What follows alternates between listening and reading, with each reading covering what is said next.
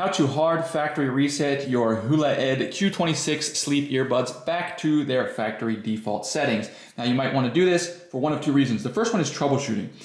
If they're not pairing with your phone or they won't connect to Bluetooth, they're not responding, but also if they become unsynced from one another, so you're only getting sound out of one ear, like maybe the left ear or the right ear, or sometimes on your Bluetooth you'll see there's two Q26s up because there's two. These are basically two separate earbuds.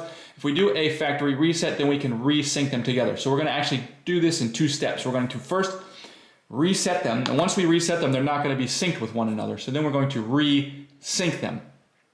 So anyways, let's get started. It's very easy to do. We're going to take them out of the case. We're going to have them like this. Doesn't matter what's going on as long as they're on. We're going to come in and we're going to simultaneously tap on, it doesn't really matter if it's simultaneously actually, but we're just going to tap 5 times on the back of each of the earbuds like this. 1, 2, 3, 4, 5. And if it worked, it'll do that. It'll blink like that and then it'll go off. All right. And then all we need to do is turn them back on.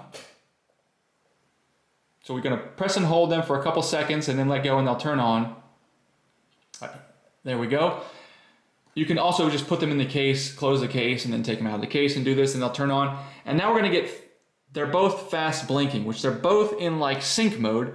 And they're both in sync mode, so what we need to do is tell one of them to sync with the other one. So all we're going to do is just on one of them, we're just going to come in the back and just touch one of them. And if this works, now they're synced together. Now we have one going in fast mode and one that is just synced to this one, and you're actually going to pair this one to your phone. So now you can go ahead and pair these like a new set of earbuds. And if you're interested in getting these, I'll put a link down below.